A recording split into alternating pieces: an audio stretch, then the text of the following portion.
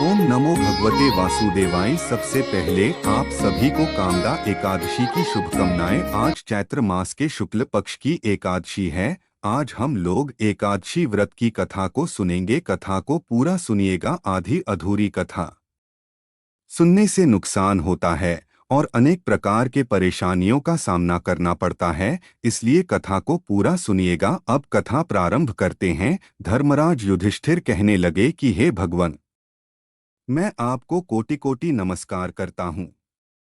अब आप कृपा करके चैत्र शुक्ल एकादशी का महात्म्य कहिए। श्री कृष्ण कहने लगे कि हे धर्मराज, यही प्रश्न एक समय राजा दिलीप ने गुरु वशिष्ठ जी से किया था और जो समाधान उन्होंने किया वो सब मैं तुमसे कहता हूँ। प्राचीन काल में भोगीपुर नामक एक नगर था। वहां पर अनेक ऐश्वर्यों से युक्त पुंडरीक नाम का एक राजा राज्य करता था। भोगीपुर नगर में अनेक अप्सरा, किन्नर तथा गंधर्व वास करते थे। उनमें से एक जगह ललिता और ललित नाम के दो स्त्री पुरुष अत्यंत वैभवशाली घर में निवास करते थे। उन दोनों में अत्यंत स्नेह था, यहाँ तक कि अलग अलग हो जाने पर दोनों व्याकुल हो जाते थे। एक समय पुंडरीक की सभा में अन्य गंधर्वों सहित ललित भी गान कर रहा था। गाते गाते उसको अपनी प्रिय ललिता का ध्यान आ गया और उसका स्वर भंग होने के कारण गाने का स्वरूप बिगड़ गया। ललित के मन के भाव जानकर कारकोट नामक नाग ने पद भंग होने का कारण राजा से कह दिया। तब पुंडरीक ने क्रोधपूर्वक कहा कि तू मेरे सामने गाता हुआ अपनी स्त्री का स्मरण कर रहा है। अत तू कच्चा मांस और मनुष्यों को खाने वाला राक्षस बनकर अपने किए कर्म का फल भोग। पुंडरीक के श्राप से ललित उसी क्षण महाकाय विशाल राक्षस हो गया। उसका मुख अत्यंत भयंकर, नेत्र सूर्य चंद्रमा की तरह प्रदीप्त तथा मुख से अग्नि निकलने लगी। उसकी नाक पर्वत की कंदरा के समान विशाल हो गई और गर्दन पर्वत के समान लगने लगी। सिर के बाल पर्वतों पर खड़े वृक्षों के समान लगने लगे तथा भुजाएं अत्यंत लंबी हो गईं।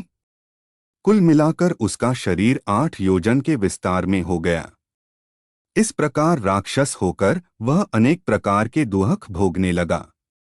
जब उसकी प्रियतमा ललिता को यह वृत्तांत मालूम हुआ तो उसे अत्यंत खेद हुआ और वह अपने पति के उद्धार का यत्न सोचने लगी। वह राक्षस अनेक प्रकार के घोर दुहख सहता हुआ घने वनों में रहने लगा। उसकी स्त्री उसके पीछे पीछे जाती और विलाप करती रहती। एक बार ललिता अपने पति के पीछे घूमती घूमती विंध्याचल पर्वत पर पहुंच गई, जहां पर श्रृंगी ऋषि का आश्रम था। ललिता शीघ्र ही श्रृंगी ऋषि के आश्रम में गई और वहां जाकर विनीत भाव से प्रार्थना करने लगी। उसे देखकर श्रृंगी ऋषि बोले कि हे सुभगे, तुम कौन हो और यहाँ किस लिए आई हो? ललिता बोली कि हे मुने, मेरा नाम ललिता है। मेरा पति राजा पुंडरीक के श्राप से विशालकाय राक्षस हो गया है। इसका मुझको महान दुरहक है। उसके उद्धार का कोई उपाय बतलाइए। श्रृंगी ऋषि बोले, हे गंधर्व कन्या, अब चैत्र शुक्ल एकादशी आने वाली है, जिसका नाम कामदा एकादशी है। इसका व्रत करने से मनुष्य के सब कार्य सिद्ध होते हैं। यदि तू कामदा एकादशी का व्रत कर उसके पुण्य का फल अपने पति को दे तो वह शीघ्र ही राक्षस योनि से मुक्त हो जाएगा और राजा का श्राप भी अवश्यमेव शांत हो जाएगा। मुनि के ऐसे वचन सुनकर ललिता ने चैत्र शुक्ल एकादशी आने पर उसका व्रत किया और द्वादशी को ब्राह्मणों के सामने अपने व्रत का फल अपने पति को देती हुई भगवान से इस प्रकार प्रार्थना करने लगी, हे प्रभु, मैंने जो यह व्रत किया है इसका फल मेरे पतिदेव को प्राप्त हो जाए, जिससे वह राक्षस योनि से मुक्त हो जाए।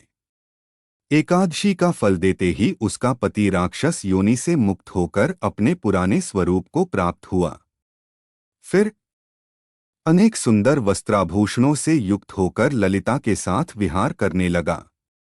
उसके पश्चात वे दोनों विमान में बैठकर स्वर्गलोक को चले गए।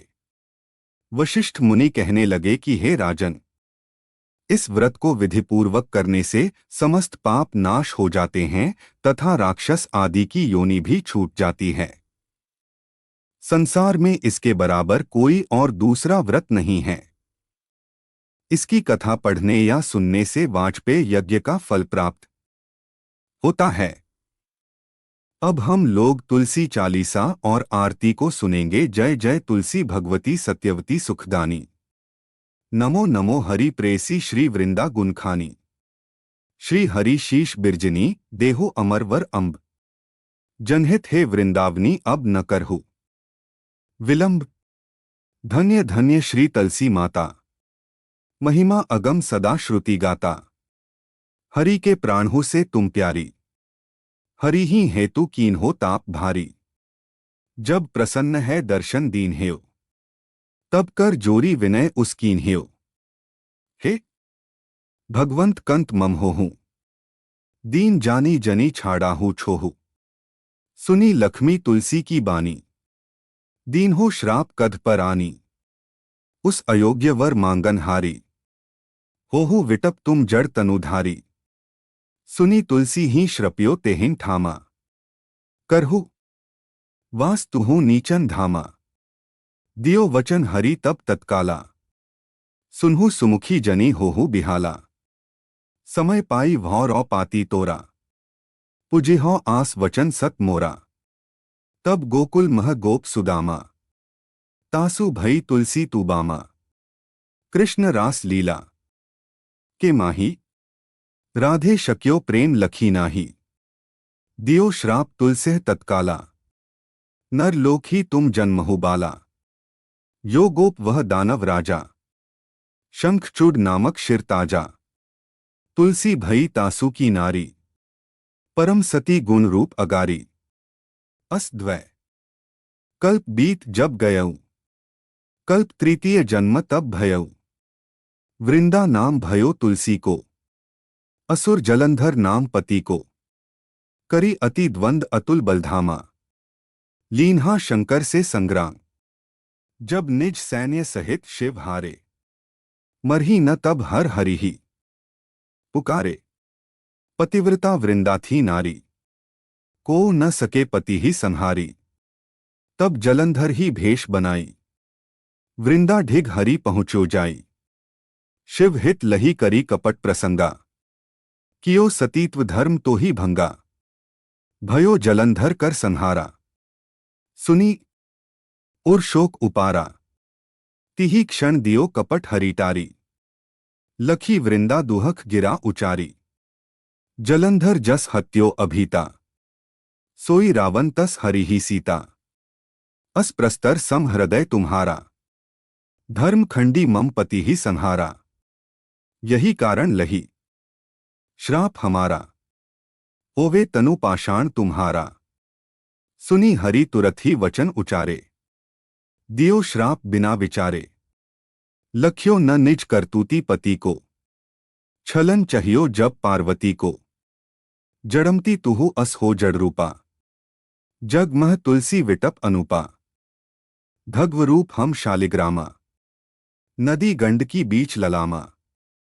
जो तुलसी दल हम ही चढ़ी हैं, सब सुख भोगी परम पद पई है।